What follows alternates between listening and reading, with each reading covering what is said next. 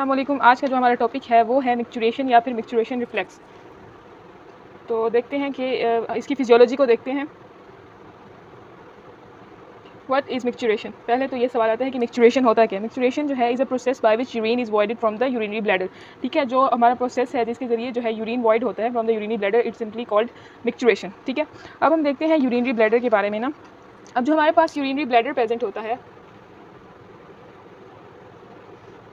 इसकी अगर हम एनाटॉमी थोड़ी सी देखें तो इसमें हमारे पास एपिक्स 3 इसके जो है मेन पार्ट्स प्रेजेंट होते हैं, एपिक्स, बेस एंड द नेक।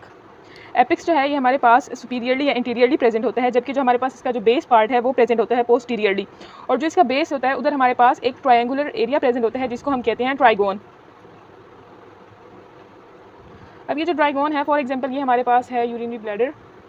ठीक है, अब इसका ऊपर वाला जो पार्ट है ये हमारे पास एपिक्स है। अगर हम इसके पोस्टीरियरली देखें, पीछे से देखें, तो ये वाला जो पार्ट है ये बेस है। बेस पे हमारे पास एक ट्रायंगुलर एरिया प्रेजेंट होता है जिसको हम ट्राइगोन कहते हैं। ठीक है, इस ट्राइगोन के ये जो दो स्पीरोलेटरल एरियाज़ हैं, यहाँ से हमारे पास क्या होता है कि यूरिटर जो है वो उसकी ओपनिंग होती है यहाँ पे यूरिनरी ब्लैडर के अंदर। ठीक है, अब हमारे पास तीसरा जो पार्ट है नेक आ जाता है। ये वाला पार्ट नेक जो है वो इंफीरियरली लाई करता है और इसके बाद जो है हमारे पास यूरिथ्रा स्टार्ट हो जाता है।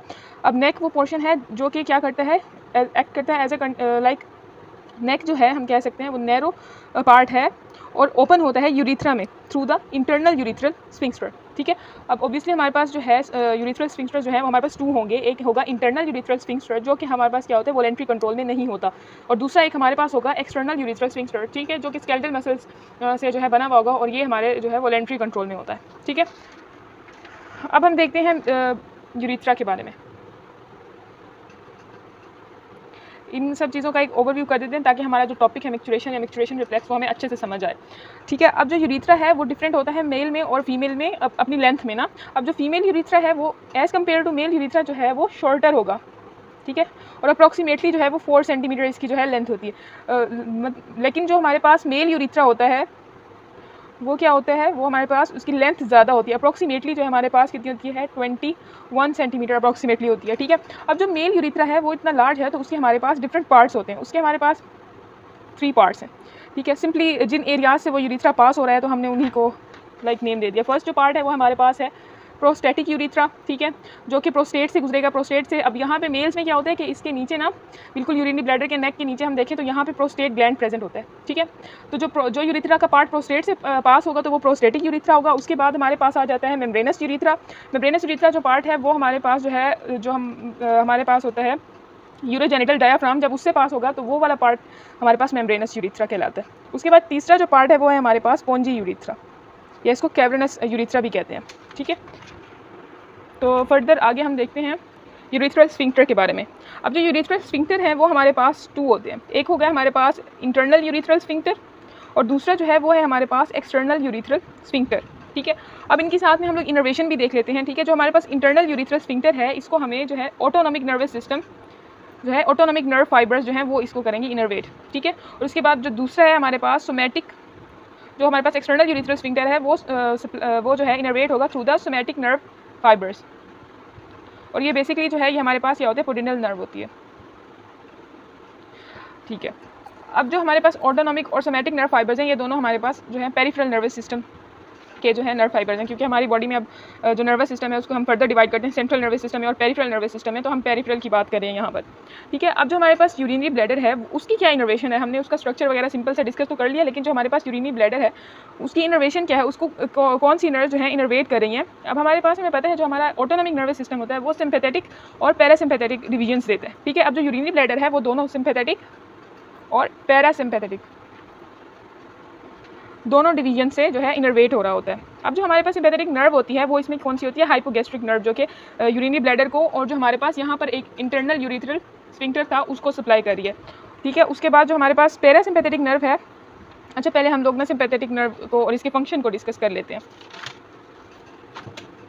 ठीक है, जो हमारे पास सिंपैथेटिक नर्व है ना इसको हम कह सकते हैं नर्व ऑफ फीलिंग, क्योंकि ये जो है यूरिनरी ब्लैडर में फीलिंग को प्रमोट कर रही होती है। ठीक है, अब होता यूँ है कि ये जो है हमारे पास जो सिंपैथेटिक नर्व है ये हमारे पास जो डेट्यूसर मसल है जो कि असल में स्मूथ मसल लेयर होती है, यूरिनरी ब्लैडर को उसने कवर किया होता है। तो जो डेट्यूसर मसल है उसको ये करवाती है रिलैक्स उसकी रिलैक्सेशन करवा देगी, ठीक है। जबकि क्या करवा देगी, जो हमारे पास इंटरनल यूरिथ्रल स्फिंक्टर था ना, उसको करवा देगी कॉन्स्ट्रिक्ट, ठीक है। अब ऑब्वियसली उसको कॉन्स्ट्रिक्ट करिए, उस पाथवे को कॉन्स्ट्रिक्ट करिए जहाँ से यूरिन ने बाहर जाके यूरिथ्रा में फ्लो होना है, तो ऑब्वियसली ये फिलिंग को प्रमोट करिए, ठीक है। अब जो दूसरी हमारे पास पैरासिम्पैथेटिक जो हमारे पास नर्व जो सप्लाई है, उसका क्या काम है, अब इसको हम कह सकते हैं नर्व ऑफ एम्पैथिंग, ठीक है।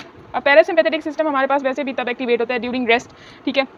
तो उस वक्त क्या होता है कि ये जो है हमारे पास यूरिनेशन को प्रमोट कर रही होती है, लेकिन ये हमारे पास यूरिनेशन में हेल्प करवा रही होती है। अब जो पैरासिम्पैथेटिक नर्व है ये हमारे पास होगी पेल्विस नर्व, ठीक है। और वहाँ पे जो हमारे पास थी सिम्पैथेटिक नर्व थी, वो हमने बताया कि हाइपोगैस्ट्रिक नर्व होगी, ठीक है। अब जो हमारे पास पैरासिम्पैथेटिक नर्व है ये करवाती है कॉन्ट्रैक्शन, ठीक है। कॉन्ट्रैक्शन करवाएगी डेट्यूसर मसल की, ठीक है। जबकि क्या करवाएगी, रिलैक्सेशन करवाएगी जो एक्सटर्नल यूरिथ्रल स्फिंक्टर होगा उसकी, ठीक है। तो क्या होगा कि ये प्रमोट करेगा एम्प्टिंग ऑफ ब्लैडर, या फिर हम सिंपली कह सकते हैं कि ये मिक्चुरेशन में हेल्प करवाएगा, ठीक है। अब देखते हैं हम लोग कि एक्सटर्नल यूरिथ्रल स्फिंक्टर को कौन सी नर्व जो है इनर्वेट कर रही होती है। ये बात हमने पहले भी डिस्कस की कि जो हमारे पास इंटरनल यूरिथ्रल स्फिंक्टर होता है उसको ऑटोनॉमिक नर्व फाइबर्स जो हैं वो इनर्वेट कर रहे होते हैं, लेकिन जो हमारे पास एक्सटर्नल यूरिथ्रल स्फिंक्टर होता है जहाँ पे हमारे पास स्केलेटल मसल्स प्रेजेंट होते हैं, वो सोमैटिक नर्व फाइबर्स जो हैं वो कर रहे होते हैं कंट्रोल। अब जो सोमैटिक जो नर्व फाइबर्स या जहाँ पे इनर्वेशंस होती हैं सोमैटिक नर्व फाइबर्स की, तो वो चीज़ क्या होती है, हमारे वॉलेंट्री कंट्रोल में होती है, ठीक है। अब जो हमारे पास एक्सटर्नल यूरिथ्रल स्फिंक्टर है इसको सोमैटिक नर्व फाइबर्स करेंगे, जो इनर्वेट करेंगे, और वो कौन से फाइबर्स होंगे, वो हमारे पास पोडेंडल जो है नर्व फाइबर्स होंगे, ठीक है, जो कि अराइज होते हैं from second, third and the fourth sacral segment, ठीक है। अब जो हमारे पास एक्सटर्नल यूरिथ्रल स्फिंक्टर है ये इनर्वेट होगा बाय द पोडेंडल नर्व, जो कि अराइज होती है from the second, third and the fourth sacral segment, ठीक है।